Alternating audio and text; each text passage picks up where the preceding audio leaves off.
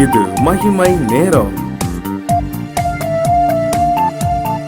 கர்த்தர் இரட்சகருமாகிய இயேசு கிறிஸ்துவின் ஈடேற்ற நாமத்தினாலே மகிமை டிவி நேயர்களை நான் வாழ்த்துகிறேன்.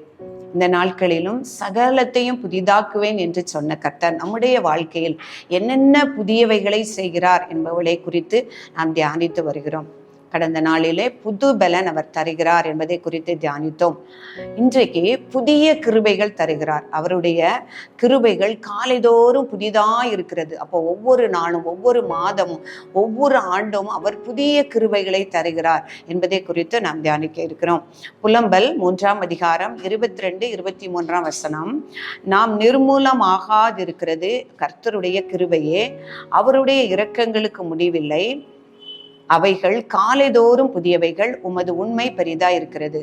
அவருடைய கிருபைகள் காலைதோறும் புதிதா இருக்கிறது. ஆண்டவர் சொல்லியிருக்கிறார், எவருக்கு நான் கிருபை கொடுக்க சித்தமா இருக்கிறேனோ அவனுக்கு நான் கிருபை அளிப்பேன், யாருக்கு இறங்க நான் சித்தமா இருக்கிறேனோ அவனுக்கு இறங்குவேன் என்று சொல்கிறார். அப்போ எல்லாரும் நம்ம புதிய கிருபை வேணும், கர்த்தருடைய கிருபை வேணும் அப்படின்னு நம்ம வாஞ்சிக்கிறோம். அப்போ எப்படி அவர் சொல்லியிருக்கிறார், யார் மேல் நான் கிருபையா இருக்க சித்தமா இருக்கிறேனோ அவருக்கு தான் நான் கிருபையை கொடுப்பேன் அப்படி சொல்லியிருக்கிறார். அந்த ஆதியாகமத்தினுடைய நாட்களிலே பார்க்கும் பொழுது எல்லா ஜனங்களும் அக்கிரமங்கள் செய்து கர்த்தர் உலகத்தை அழிக்க வேண்டும் என்று தீர்மானித்த பொழுது அந்த நோவாவை நோக்கி பார்த்தார். அவன் உத்தமனும் நீதிமானமாய் இருந்தபடியினால் அந்த ஒரு மனுஷன் மேல் கர்த்தருடைய கண்களில் கிருபை கிடைத்தது என்று பார்க்கிறோம். அந்த கிருபை நிமித்தம் அந்த உலகம் முழுவதும் அழிந்து போகாதபடி காப்பாற்றப்பட்டது என்று பார்க்கிறோம்.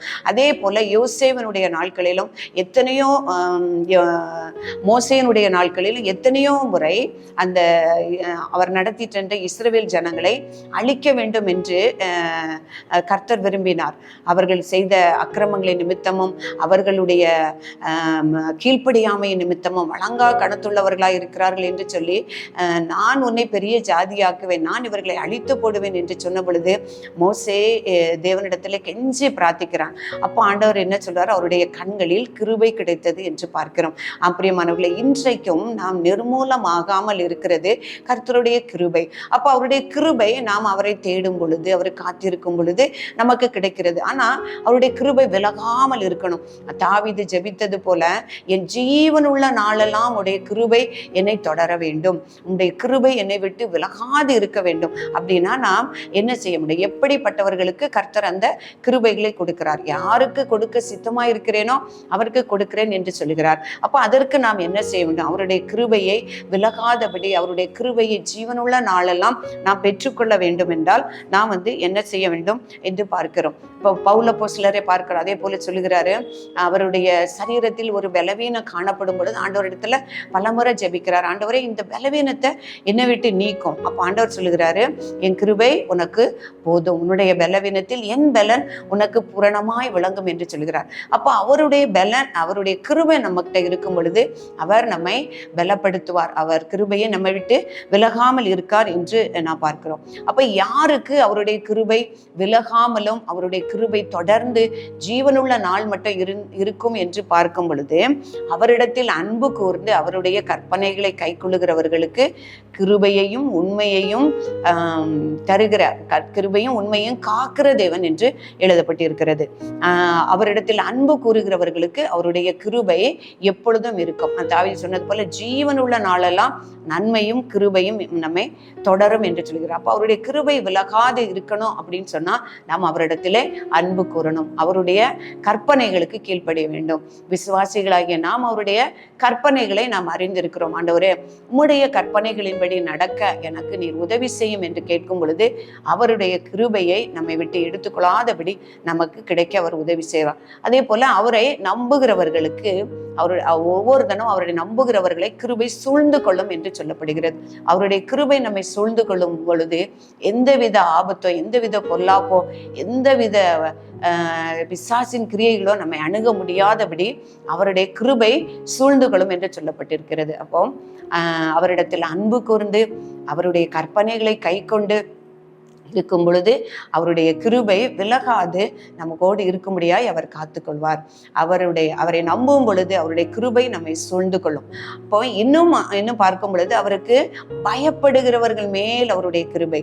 கர்த்தருக்கு பயந்து எல்லா காரியத்திலும் ஒவ்வொரு காரியமும் நமக்கு உணர்த்தப்படும் பொழுது இது கர்த்தருக்கு பிரியமில்லாத காரியம், இது நான் செய்வது எப்படி என்று கர்த்தருக்கு பயப்படுகிறவர்களுக்கு அவருடைய கிருபை எப்படி இருக்குதா, வானத்துக்கு பூமி எவ்வளவு உயரமா இருக்கிறதோ, வான பூமிக்கு எவ்வளவு உயரமா இருக்கிறதோ அவ்வளவு பெரிதா இருக்கிறது என்று சொல்லப்படுகிறது. அப்போ அவர் பயப்படுகிறவர்கள் மேல் அவருடைய கிருபை அவ்வளவு பெரிதா இருக்கிறது. அதே போல தாழ்மை உள்ளவர்களுக்கு அவர் கிருபை அளிக்கிறார் என்று சொல்லப்பட்டிருக்கிறது. அப்போ யாருக்கு அவர் கிருபை கொடுக்கிறார்? அவருக்கு சித்தமானவர்கள் யார்? எனக்கு சித்தமானவர்களுக்கு நான் கிருபை கொடுப்பேன், அவர்களை நிர்மூலமாக்க மாட்டேன், அவர்களுக்குத்தான் இந்த ஒவ்வொரு நாளும் கிருபை புதிதா இருக்கும். அப்போ அவருடைய கிருபையை புதிதாக வேண்டும், காலைதோறும் கர்த்தருடைய கிருபை எனக்கு புதிதாக வேண்டும் என்று நாம் ஆசைப்படுகிறோம். அப்படி ஆசைப்படும் பொழுது என்ன செய்ய வேண்டும்? கர்த்தரிடத்துல அன்பு கூற வேண்டும், அவருடைய கற்பனைகளுக்கு கீழ்ப்படிய வேண்டும், அவரை நம்ப வேண்டும், அவருக்கு பயந்து நடக்க வேண்டும். எல்லா காரியத்திலும் துணிகரமான பாவம் செய்யாதபடி பரிசுத்தாவியானவர் உணர்த்தும் பொழுது அவருக்கு பயந்து நாம் நடக்கும்போது அவருடைய கிருபை நம்மை விட்டு விலகாமலும் அவருடைய கிருபை நமக்கு பெரிதாகவும் ஒவ்வொரு நாளும் அவருடைய கிருபை நம்மை சூழ்ந்து கொள்வதாக காணப்படும். அப்ப கிருபையினாலே இயேசு கிறிஸ்து தான். அவர் என்ன சொல்லியிருக்காருன்னா, அந்த வார்த்தை மாம்சமாகி கிருபையினாலும் சத்தியத்தினாலும் நிறைந்தவராய் நமக்குள்ளே வாசம் பண்ணினார் என்று சொல்லப்பட்டிருக்கிறது. அப்போ அந்த கிருபை நம்மோடு கூட இருக்க வேண்டுமென்றால் இன்று நாம் தியானித்த சத்தியத்தின்படி அவரிடத்தில் அன்பு கூர்ந்து அவருடைய கற்பனைகளுக்கு கீழ்ப்படிந்து அவருக்கு பயந்து நடக்கும் பொழுது காலைதோறும் அவருடைய கிருபை நமக்கு புதிதா இருக்கும். அதே பிரியமானவர்களே, இது கேட்டுக்கொண்டிருக்கிற நீங்கள் இந்த புதிய ஆண்டில் ஒவ்வொரு நாளும் அவருடைய பாதத்திலே காத்திருந்து ஆண்டவரே புதிய கிருபையினால் எங்களை நிரப்பும் என்று அவருக்கு கீழ்ப்படிந்து தம்மை தாழ்த்தி நாம் ஜெபிக்கும் பொழுது ஒவ்வொருவரையும் புது புது கிருபையினால் அனுதினமும் அவர் நிரப்புவார். ஜெபிப்போமா? கிருபை நிறைந்த எங்கள் அன்புள்ள ஆண்டவரே, உம்மை துதிக்கிறேன் அப்பா. இந்த வார்த்தைகளுக்காக தேவரே உமக்கு நன்றி செலுத்துகிறேன். எவன் மேல் கிருபையாயிருக்க சித்தமாயிருக்கிறேனோ அவன் மேல் கிருபையாயிருப்பேன் என்று சொன்ன கர்த்தர் இந்த வார்த்தையை கேட்டுக்கொண்டிருக்கிற ஒவ்வொருவருக்கும் ஆண்டவரே காலைதோறும் உம்முடைய கிருபை புதிதா இருக்கும்படியாய் நாங்கள் ஜெபிக்கிறோம் சுவாமி.